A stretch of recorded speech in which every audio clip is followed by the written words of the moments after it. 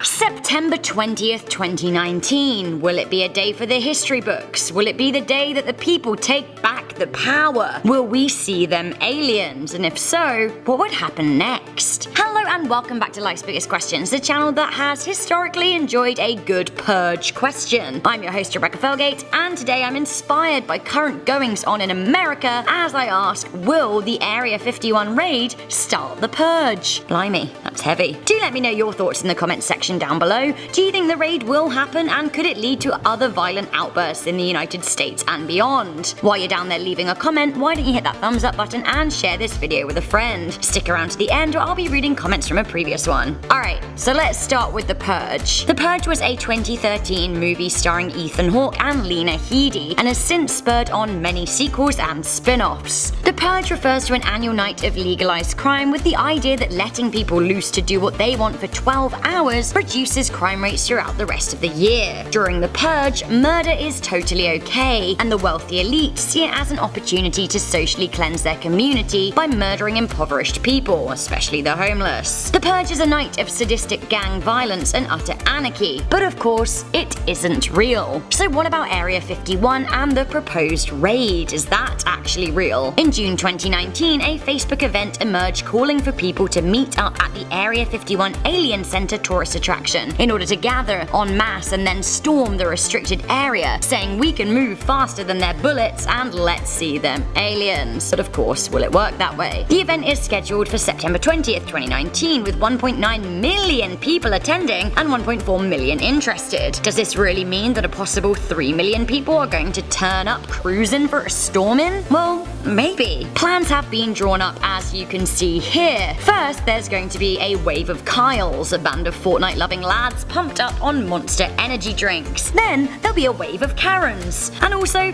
there are the good people who have agreed to do the Naruto running, a band of anti-vaxxers. Lol. A wave of rock wielders, some people armed to the teeth, a number of people of the furry and crack persuasion, and then the rest of us sneaking in, possibly with Elon Musk's flamethrowers. Yes, I am joking, I am citing a meme, but in all seriousness, is this actually gonna go down? Well, it seems that local hotels in Nevada have been booked the night before the big storm. Some landowners even say that they've been contacted by people who want to pitch up and camp. It's very hard to get a room anywhere. So, is it happening? And say if it did, could it and would it lead to a purge? I think it all depends if the raid is a success. So say 3 million people do turn up to storm Area 51 and they manage to best the United States Air Force, who have issued a stark warning against attendance on the 20th of September. Then sidestepping the whole what will they find question because we don't have time for that. Like, surely American citizens would be inspired by their own power if this raid worked. In the future, if they want answers, will they not just go and get them?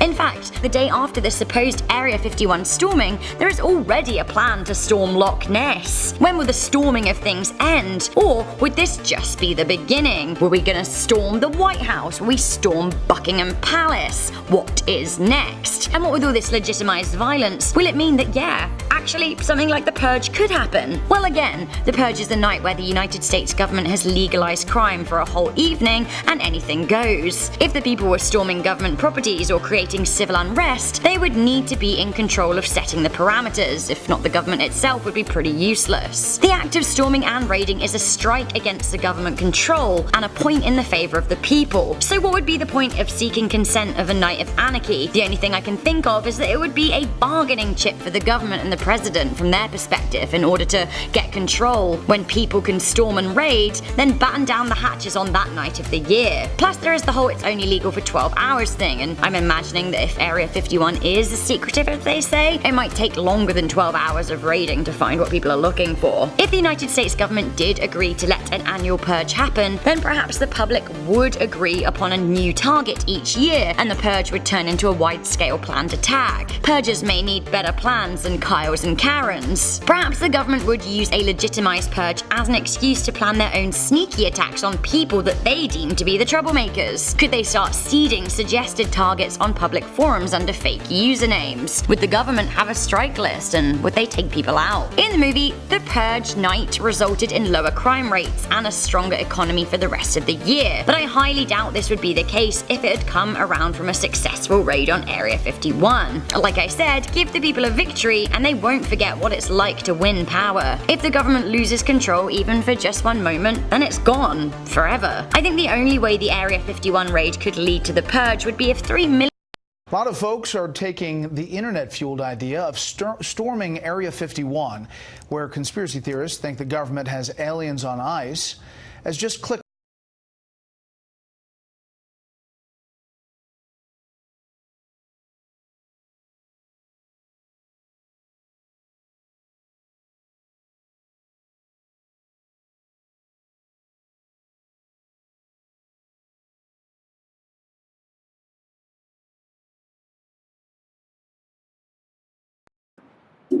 Hey, can I get your number? No inglés. Huh? September 20th, 2019, the day that the people of Earth discovered that the US government has been hiding the presence of extraterrestrials from the public.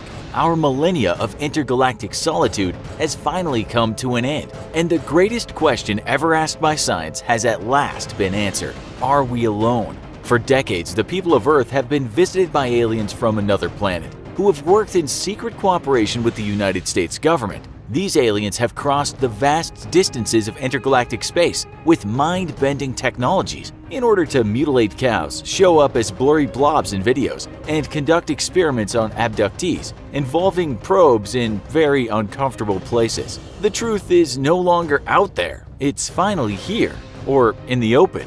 Or perhaps September 20th, 2019 will merely be the day that many hundreds of misled people get arrested for trespassing by the US government, earning hefty fines, long sentences in a federal prison, and ending up with experiments involving probes in very uncomfortable places of a totally different sort. Today we're going to look at the phenomenon that has swept the internet, the massive plan to raid Area 51 and plunder it of its alien secrets, and turn to a friend of the show and former security expert for the US military as he tells us why storming Area 51 is a terrible idea. On June 27th, a Facebook event hosted by 3 different Facebook accounts appeared publicly, entitled simply Storm Area 51. They can't stop all of us. The event would later be claimed by a Maddie Roberts as having been started in jest, but the joke very quickly caught on and went global. As of this writing, 1.7 million people have signed on to the event, and another 1.3 million are interested.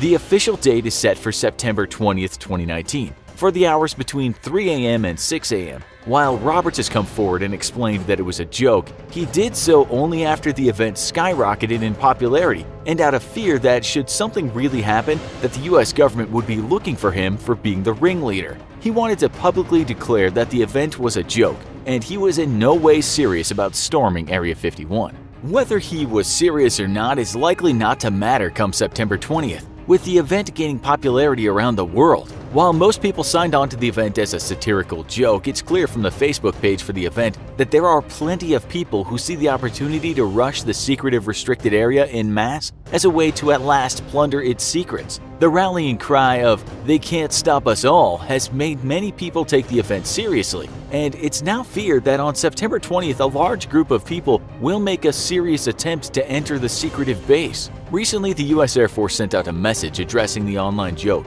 warning that any attempts to illegally access the area is highly discouraged. So, could enough people breach the secret base's defenses? What would happen if they did? And why all the hoopla over Area 51 anyways? Area 51 is situated in a remote corner of the Nevada Test and Training Range at Groom Lake, which is a large expanse of desert where US pilots hone their abilities dropping live and dummy ordnance on ground targets. It was so remote, in fact, that it quickly became the premier destination for developing new and advanced planes for the CIA and the US Air Force. It was, for instance, where the infamous U-2 spy plane was originally developed, a technological marvel of its time which flew so high that it was for years out of reach of Soviet fighters and missiles. The facility was also the home of the infamous Skunk Works, a group of engineers who developed some of the world's most advanced airplanes, and from which the likes of the SR-71 and the F-117 came from. Any other information, to include if the legendary Skunk Works still operates from the site,